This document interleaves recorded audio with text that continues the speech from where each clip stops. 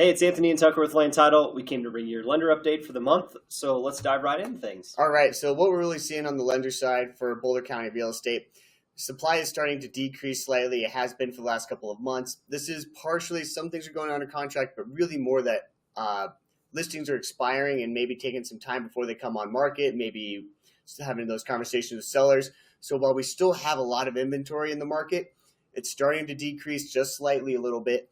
So just remind your buyers, inventory is going to keep squeezing throughout the rest of the year and keep decreasing. So to get the most options out there, get them out in the market sooner rather than later. If you can look at the year-over-year change, it's 3.3% above this time last year. So really, it's going to feel almost identical to this time last year, except we are putting almost 5% more homes under contract. So there are a few more buyers, probably because it's actually slightly more affordable, which you guys obviously know. Yep. And now when we're looking at our active listings across the submarkets, it's really close to last year. We have really similar numbers in almost all of our submarkets except for Superior. They've had a little bit of a drop in some of their inventory, which is a good sign because they were stacking up a little bit last year. And on the flip side, over in Niwot, they have a little bit more inventory than usual, but it's such a small sample size. Just kind of keep that with a grain of salt. When you see those numbers of 37%, that's only about 10 extra houses. So it's not even a huge amount of more inventory compared to last year. So it's going to feel similar to last year, once again, on the inventory side, and it's still starting to decrease a little bit month over month, and that's going to keep sliding, like I said before. So when you're representing your buyers and you're looking at this, what does it mean, right? I think the best way to kind of take a look at this is we're looking at 4.2 months of inventory in September across the board. Now, all markets are not created equal, and obviously certain markets are going to feel different than others. So like Tucker said about the inventory in Niwot, that puts us up to about 7 months of inventory, but it's because it's expensive luxury product. It's the same reason that Boulder's at 5 months of inventory. There's a lot of inventory there because it's more expensive. There's more barriers to entry and less buyers can afford it.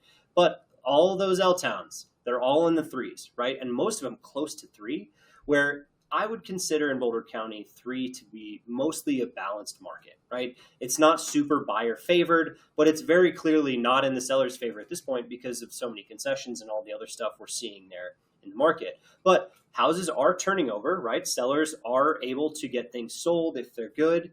But in all reality, we're kind of just in this really unique environment, very similar to last year. Now, when we're talking about days in MLS, especially with you and your buyers out there, keep this in mind. It's kind of a moving target because this only shows for the houses that go under contract. This doesn't show the expireds, and it doesn't show those that have been taken off, put back on, things of that nature. So it's still sitting at 54 days, 55 and a half days. Your buyers got some time. They have a lot of choices on the market, but we have heard anecdotally a few houses having small price wars. Nothing crazy, but there is competition for the really nice product. So if they see something they love, jump on it. If it's already been sitting out there, go take that second, third showing and make sure it's the right one before they write a contract because they have the time to do that. Yeah, and keep in mind the gap here is immense. Lafayette at 79 days in MLS and Longmont being the quickest, really at 35 days. So it does matter what product and where and location, like real estate, right? And price. Yeah, exactly. That too.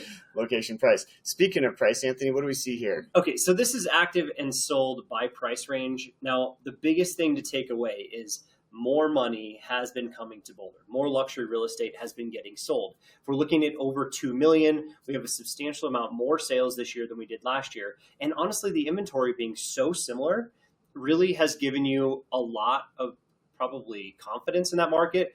But I do think prices have come down enough in that market where that's why we're seeing a lot of $2.5 to $3 million sales instead of $3+ million like we've been seeing before, is as people have gotten a little more realistic on price, buyers are more apt to go buy it. And a lot of it is cash, right? Not all cash. Keep in mind, as we kind of look at the numbers, we're still slightly less than half most of the time, but it is a lot of cash in Boulder County. And that was Boulder City that would be about that price. But that's where a lot of this luxury real estate ranges. The other part of this, keep in mind, the only part that's really suffering in the market, which we've been seeing for a few years, is that, 1.5 to 2 million range, really 1.3 or so to 2 million. It's just that they have to take a loan most of the time, right? And obviously with the cost of money being higher, we're just opt to do less of those. And then everything down where your average and median lies, we really are seeing buyers slowly come back to market a little bit more. So that's kind of the breakdown by price point. Tucker, What does that mean though if you're a buyer or seller? So what we're talking about, buyer seller, we're right now looking at the detached market because it's quite different than the attached market, especially when we're looking at a month supply of inventory. So what we're seeing over here is on those lower end price bands, a little bit more affordable, median, that's where we're seeing more and more competition, right? We're under 3 months supply of inventory. You're not getting as many concessions. Now we still hear and see a lot of those concessions out there, but they're not as generous, not as tight of a market, or excuse me, not as open as a market for the buyers. Still balanced, still maybe a little bit seller favored. But as we go up in price point, you can really see how every price band we kind of add about a month or so. Once we hit $1 million and up, we add a month or two of inventory. And that's because we just lose so many buyers per price band, right? We still have a lot of inventory in those areas, but we just only have so many buyers and so much demand of folks who are looking to move up or who are able to trade up at the current interest rates. Now, when we look at our days on market, it's kind of pretty homogeneous, right? It's very similar under about 2 million. And that really just says the market's acting fairly similar on days on market for most of the price bands. Now, when we go over that $2 million mark, we really start seeing those long days on market. And that's because those luxury products take a while to sell or may have had to do a few price reductions to then even be entertained by buyers to be getting showings set up. So that's what we're kind of seeing the days on market in the month supply. Okay, let's look at attached. I'll kind of give you the bad news now that Tucker's giving you the good news.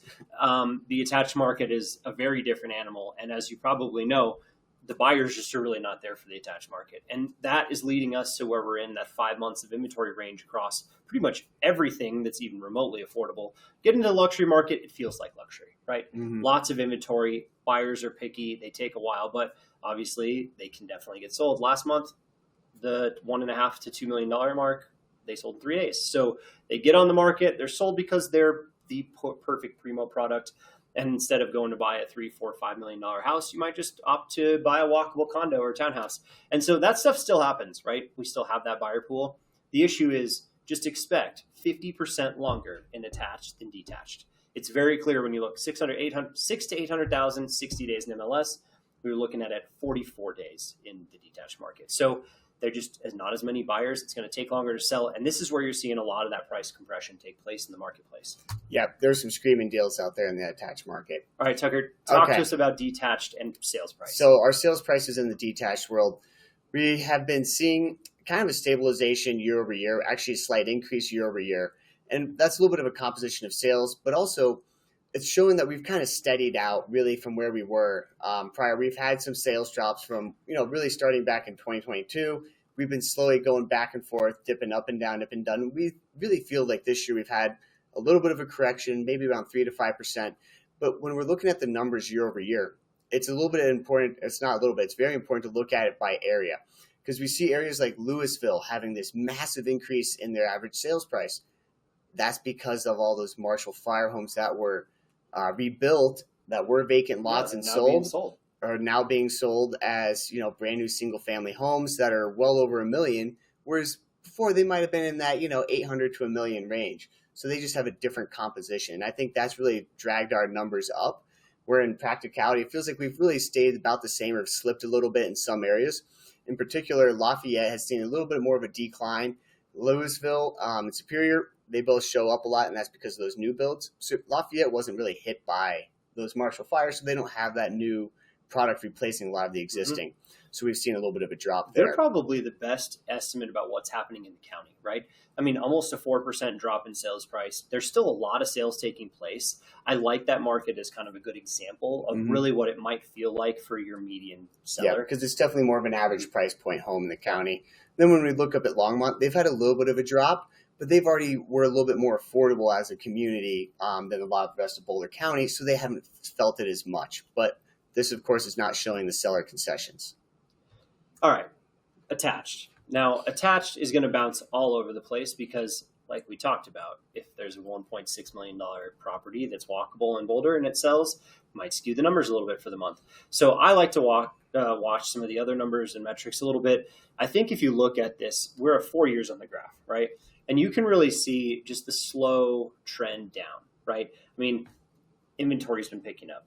Buyers have been slowing down. We've had all these issues with HOAs and all this other stuff that's put a lot of pressure into the attached market. So we've had a slow erosion in purchase price from in 22, let's call it over 600,000, where today, it kind of depends on the month, but we're somewhere between 550 maybe. That's really going to give you a good example of like just kind of some of that erosion in the price in the marketplace. Now, we look over the last 12 months and the city of Boulder has shown us 2% up, but we're also selling high-end product. And we have months like last month where good stuff sold, and it's very cool to watch that. But you get out to Lafayette, and over the last 12 months, you've seen some of those townhouses and condos that are out there, they're down 13, 14%. And so you're going to see it depending on the area. Longmont, 8.5% down over the last 12 months.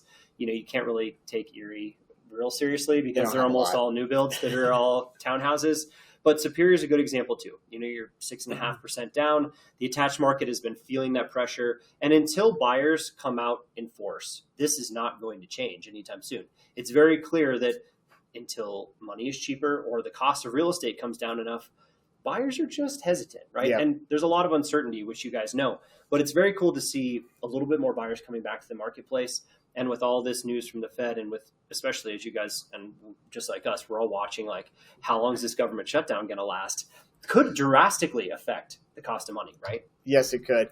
Now we're going to switch gears a little bit. We're just looking at a nice, easy graph here. If you're going to shoot a video of just talking about the market, hey, what's the year been like? This right here really sums it up nicely. We started off the year pretty darn slow. And then we really picked up steam once we hit summertime. Even though we felt that summer lull, I know I was chatting with a lot of people, it just felt like July was slow. The numbers still show that we actually been up quite a bit year over year, year to date. We're up about 4% in sales so far through the year. And with hopefully some positive news, we're all waiting on that razor's edge of where rates are going to go. We might see another good, October, November, December for a Q4, because that was really benefited from those rates that dropped in September, if we remember to last year. That's why we had this unseasonally, unusually high, Q4. We've actually been trending in that direction right now. So if things hold steady, if rates really kind of hold where they are and there's no more drastic changes, who knows what's going to happen. But we could see another strong Q4. So don't pack up and leave for Mexico quite yet. Yeah. It might be worth sticking around for an extra couple months to finish out this season strong, because there seems like there will be deals, there will be inventory on the market. And that means great options for your buyers and for your borrowers out there as lenders. All right, last slide, and the most useless slide of the bunch that we're talking about right now. Normally, not so useless, but as of right now, it's interesting because this really should tell you, like, oh, go out there. If you're in this range and you make an offer, it's probably likely it's getting accepted, right? Or at least that's what you should expect, right? Setting expectations like we talked about. But right now, the percentage sold price to list price is actually missing about half of the data, right? It doesn't include price drops and it doesn't include concessions. And when Tucker and I track concessions here at Land Title, 500 to $1 million range hit 68% of deals had concessions last month in the neighborhoods of $11,000. That's the most important piece of information when it comes to this. This saying 97.5% on average was the sale price. Well, with concessions and probably a price drop if it was overpriced to begin with. And if it comes in aggressively and is priced appropriate from the get-go, that's when Tucker was talking to you. There's a couple we've heard of in the last week even. Yeah. Multiple offers because buyers truly are active, right? You saw the sales data. The sales data dictates that buyers are going to continue to purchase during the fourth quarter. Obviously, the weather has been great. That has a lot to do with it. And the time change got moved back by 2 weeks this year. I truly think that's going to give us 2 weeks more of a buying window than we would usually see really strong buyer activity. So, yep. And then really one thing on this I would say is the one way I'd use this is saying, hey, we need to do a price reduction. And the reason why, if it's in a residential under $2 million, the only reason I say that is things are coming in within 2 to 3% under your offering price or the asking price. So if your asking price is really far out of line, you're not getting offers. So this is where it's unfortunately you have to, everyone just says, write an offer, write an offer, write an offer. No one's going out there and writing the offers under that luxury market. So, for you to get those offers, sometimes you have to do the price drop to get the offers to come in. Even if they would have sent that offer in, you would have accepted it. Yeah, so it's just a different dichotomy. It's a little bit of a conversation. And it's even just getting the showings to come in too. So that's half of it with those price drops is, this could be one way to use this slide would be for showing your seller why we need a price drop is because we're not getting offers. Since you're a lender, you probably are working with sellers unless they are buying and selling, in which case obviously they need to be more realistic, which, I mean, I think that's kind of the come to Jesus moment of the year, right? Is realistic sales price is so important, and it's probably not what it was before. Nope. Thanks for joining us today. This Thanks, is Anthony everyone. and Tucker, Land Title. Don't forget to like and subscribe to the YouTube channel or reach out to either one of us if you need more localized information. See you next time. Thanks, everyone.